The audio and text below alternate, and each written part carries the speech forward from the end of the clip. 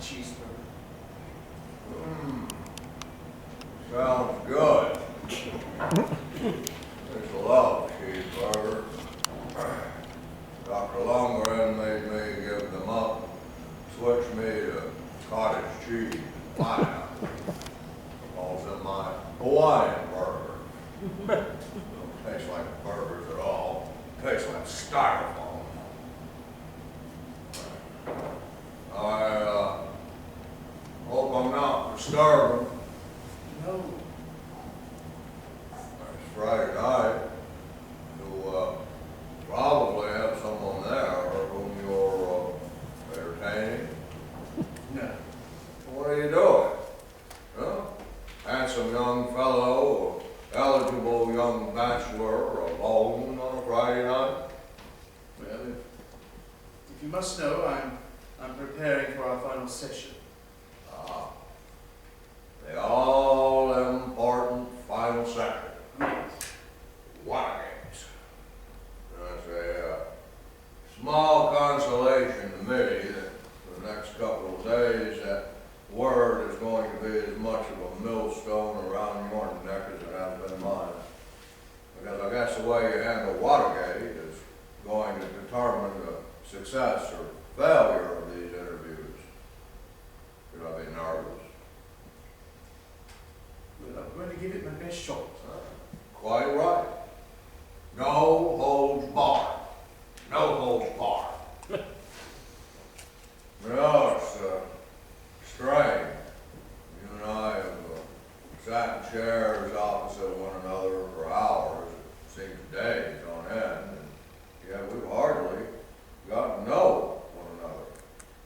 You know, one of my people, in preparation for these interviews, did a profile on you, and I am sorry to say that I only just got around to reading it tonight.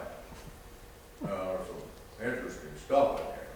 You know, the Methodist background, the modest circumstances, and then off to Grand University, full of richer, posher types. What was it, Oxford? Keynes. The snobs there look down on you too? Of course they did. You see, that's our real tragedy, isn't it, Mr. Frost? No matter how high we get, they still look down on us. I really don't know what you're talking Yes, you do. Come on. You know exactly.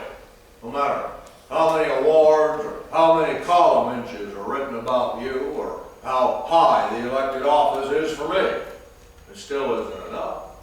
Am I right? We still feel like the little man, the loser they always told us we were 100 times. Smartasses in college, the high-ups, the well-born, the people whose respect we really wanted, really craved. And isn't that why we work so hard now? Why we fight for every inch, scrambling our way up in an undignified fashion, whatever hillock or mountain it is? Why we never tire? Why we can find the energy or motivation when most sensible people would just lie down and relax? You know, if we're honest for a minute, if we reflect privately, just for a moment, if we allow ourselves just a glimpse into that shadowy place we call our soul, isn't that why we are here now? The two of us, looking for a way back into the sun, into the limelight, back onto the winner's podium because we could feel it slipping away. We were headed, both of us, for the dirt, the place the snobs always told us we'd end up facing the dust, humiliated all the more for having tried so pitifully hard. What the hell with that? We're not going to let that happen, either of us. We are going to show those bums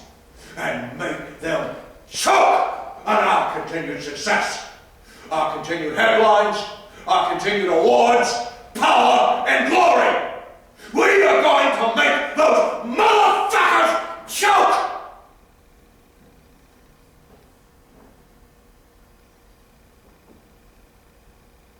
Am I right?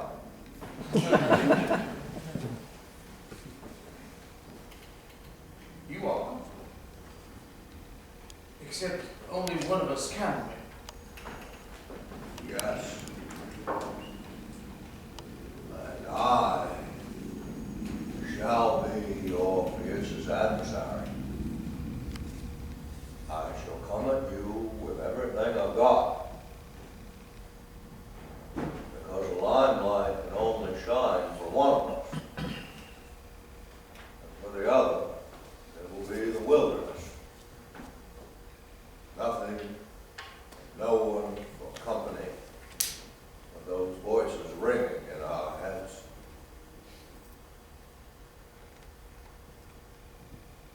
Well,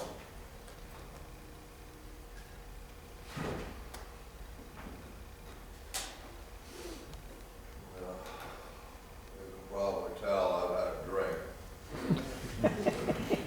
Not too many, just one or two. But I want you to believe me when I tell you that when I wake up tomorrow morning, I will be focused and ready for battle.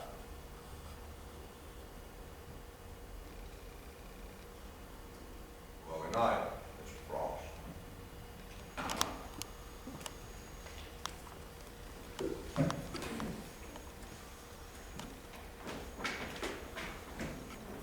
Good night, Mr. President.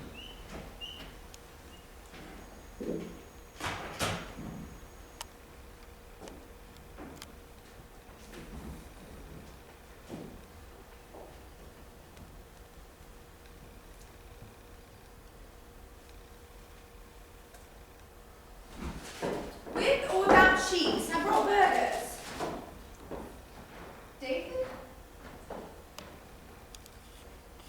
I've got to work. April 13th, 1977. Final day of the Nixon Frost interviews. Manolo Sanchez woke the president at 6:30, gave him coffee, bowl of fruit. Then the president ran 200 paces on the spot, exactly as he'd done every morning of his political career. Sanchez dressed the president in his trademark dark blue suit and accompanied him to his car. He was joined in the back seat by Ray Price, a speechwriter. Frank Gannon, Diane Sawyer, Ken Ketchikan, and I followed in the second car. 6:45 a.m. David wakes up at the hotel and orders room service, coffee, fresh fruit, and a bagel. He showers and then on his way back into the room finds an envelope which had been slipped under his door. It had happened almost by accident. Back seeing my family over Easter on the Saturday afternoon, I hadn't been able to resist taking a final look at the transcripts of the White House tapes. I went to the federal courthouse and on a hunch, asked for everything prior to the famous smoking gun date of June 23rd that everyone felt was evidence of Nixon's involvement with the cover-up. Then, after a couple of fruitless hours among the mountains of evidence, something caught my eye. The transcript of a conversation with Charles Colson, Nixon's darkest henchman. I flicked my eyes over it, then when I realized what I was reading, I made myself sit down and start over and over and over. Because if it said what I thought it said,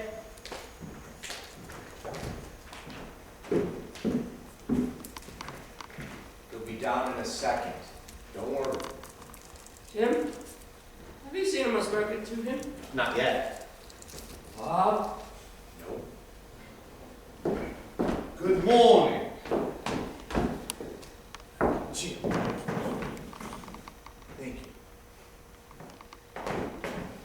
Come on, let's go. Watergate, the final session at 12. Mr. President, Frost. if you're as candid as you were the other night, this should be explosive. The other night. I don't understand. The phone call? The phone call. The phone call to my hotel room. 5, 4, 3. Mr. President, looking back on your final year in office, did you ever feel that you had obstructed justice or were part of a conspiracy to cover up or obstruct justice? It was obvious to those of us in the Nixon camp that Frost could no longer win on points, and would therefore come out throwing haymakers looking for a knockout. But we took comfort from the fact that thousands of journalists, congressmen, senators, and state prosecutors had tried to nail the president on this subject before, and failed. No, I don't, and I'm interested. You use the term obstruction of justice. You perhaps have not yet read the statute with regard to the obstruction of justice. As it happens, I have. Oh, you have, you say? Well, then you'll know that it doesn't require just an act. It requires a specific corrupt motive. And in this case, I did not have a corrupt motive. What I was doing was in the interest of political containment. Be that as it may, but one of the direct consequences of your actions would have been that 2 of the convicted burglars would have escaped criminal prosecution. How can that not be a cover-up or an obstruction of justice? I think the record shows, Mr. Frost, that far from obstructing justice, I was actively facilitating it. When Pat Gray, the FBI, called me on July 6th, I said, Pat, you go right ahead with your investigation. Hardly what you call obstructing justice. Well, that may be, but 2 weeks prior to July 6th, we now know that you were desperately trying to contain or block the investigation. No, wait a Obstruction minute. of Wait justice a minute. is obstruction of justice. If it is for 1 minute or for 5 minutes, it is no defense to say that your plan failed. I mean, if I try to rob a bank and I fail, that is no defense. I still try to rob that bank. Now, wait a minute, Mr. Frost. There is absolutely no evidence of any kind. Well, the reason there is no evidence is because 18.5 minutes of a conversation with Bob Holder from this student period have mysteriously been erased. An unfortunate oversight. But Bob Holderman is a rigorous and conscientious note taker, and his notes are there for all to see.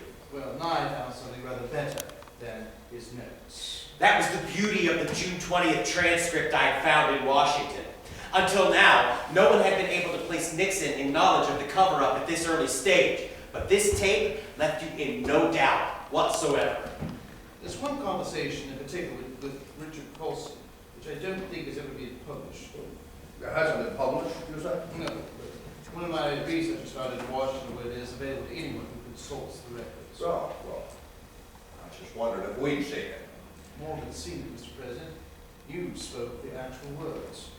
It's where you say this whole investigation rests unless one of the 7 begins to talk. That's the problem. Well, what do we mean by one of the 7 beginning to talk? Well, you claim you first learned of the break-in on June 23rd, but this transcript clearly shows that to be a falsehood.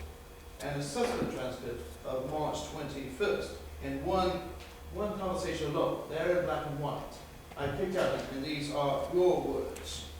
1, you could get $1 million, and you could get it in cash. I know where it can be gotten. 2, your major guy you keep under control is Hunt. 3, don't we have to handle the Hunt situation? 4, get the $1 million. It would seem to me that would be worthwhile. 5, don't you agree you better get the Hunt thing going? 6, first you got the Hunt problem. That ought to be handled. 7, the money can be provided. Eloquent could provide the way to deliver it. That would be done. 8, we've got no choice with Hunt but the $120,000 or whatever it is, right? 9, Christ, turn over any cash we've got. Now, it seems to me that someone running a cover-up could not have expressed it more clearly than that, could they? All right, fine. Now let me stop you right there, because you're doing something here which I am not doing and will not do throughout the course of these broadcasts. You are quoting me out of context, out of order. And I might add that I participated in these broadcasts without a single note in front of me. Well, it's your life, Mr. President. You've always maintained you knew nothing about this until March 21st, but in February, your personal lawyer came to Washington to to start the raising of $219,000 to be paid to the burglars. Do you seriously expect us to believe you had no knowledge of that? No, none. I believe that the money was for humanitarian purposes to help disadvantaged people with their defenses. But it was being delivered on tops of phones, with aliases, in airports with people with gloves on. That is not normally the way lawyers' fees are delivered. Look, I have made statements to these effects before. All of that was Halderman and Ehrlichman's business. I knew nothing. Look, you can state your conclusions, and I've stated my views, so now we can just go on to the rest of it. Hold on, all right. So if Haldeman and Ehrlichman really were the ones responsible, when you subsequently found out about it, why didn't you call the police and have them arrested? Isn't that just a cover-up of another kind? Well, maybe I should have done. Maybe I should have called the feds into my office and said, there are the two men. Fingerprint them, then throw them down in the can. But I am not made that way. These men, Halderman and Ehrlichman, I knew their families. I'd known them since they were just kids. But politically, the pressure on me to let them go became overwhelming. And so I did it. Cut off one arm and then I cut off the other. But I am not a good butcher. And I still maintain that what they were doing, what we were all doing, was not criminal. Sometimes when you're in office, you have to do things which are not, in the strictest sense of the law, legal, but you do them because they are in the greater interest of the nation. Wait, just so I understand clearly, are you really saying that there are certain situations where the president can decide whether it's in the best interest of the nation and do something illegal? I'm saying when the president does it, it is not illegal. Wow. I'm sorry. That's what I believe. But I realize that no one else shares that view. In Spain, bullfighters talk of a moment that the bull in front of them has lost the fight, and by implication, the will to live. We were at that moment. So, in that case, will you accept it to clear the air once and for all that you were part of a cover-up and that you did break the law? Okay, let's take a break there. What's he doing? The hell's going on? Break, are you mad? Change the tapes. Why did you break that up? We had plenty of time for that. Trust me, guys, you're going to get everything you want. David, can we talk a minute? What's going on? Look, fellas, this is a critical moment in his life. We'll see for this, Jack. He was about to blow and you know it. You deliberately sabotaged the interview. Look! We're all in this together. I'm sure we can find a solution that works for everyone. What are you talking about? What solution? This is an interview. David! But Brennan had already left for Nixon's dressing room. What'd you do? Throw in the towel, Jack? Take mercy on me? I just felt if you were going to make some kind of emotional disclosure, which you take a moment, think through, sketch it out. I just want to impress upon you how crucially important this moment is, and how many potentially devastating consequences unprepared emotional disclosures could cause. I know.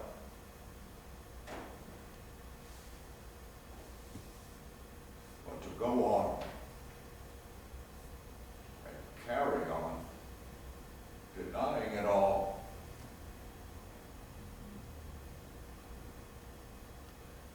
I'm tired, Jack.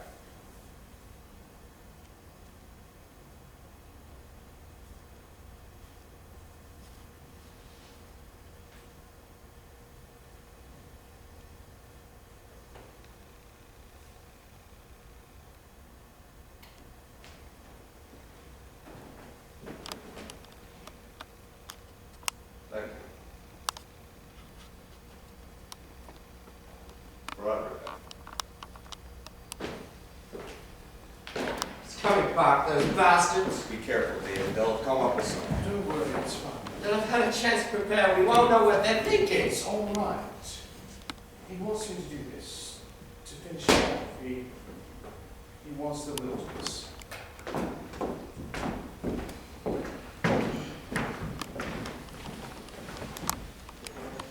5, 4, 3.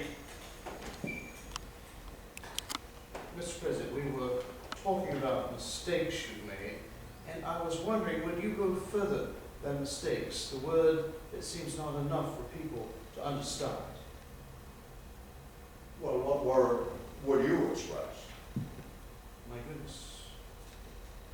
All right, since you've asked me. There are 3 things that the American people would like to hear you say. 1, there was probably more mistakes. There was wrongdoing. And yes, there might have been a crime too. Secondly, I did abuse the power I had as president. And thirdly, I put the American people through 2 years of agony, and I apologize for that. And I know how difficult it is for anyone, especially for you, but I think that people need to hear it. And I think unless you say it, you are going to be haunted for the rest of your life.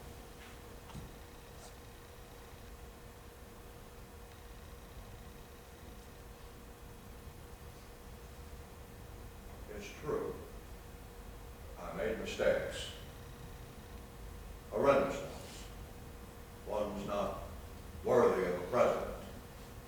Ones that did not meet the high expectations that I had always dreamed of as a young boy. But if you remember, it was a difficult time. I was caught up in a 5-front war with a partisan media, a partisan House of Congress, a partisan urban committee. But yes, I'd have to admit, there were times that I did not fully meet that responsibility.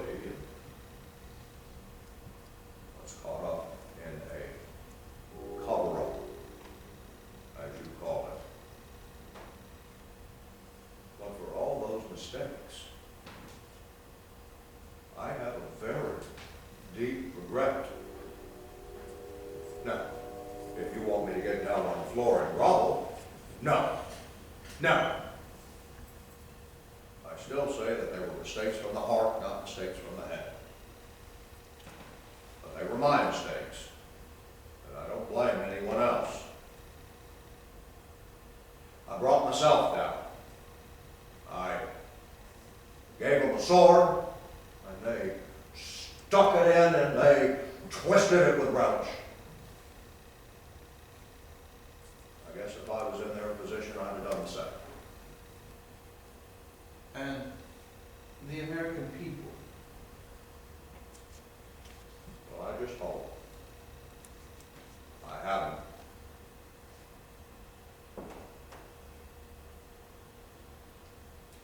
I let them down. I let down my friends. I let down the country. And worst of all, I let down our system of government and the dreams of all those young people who want to get into government and now think it's too corrupt and the rest.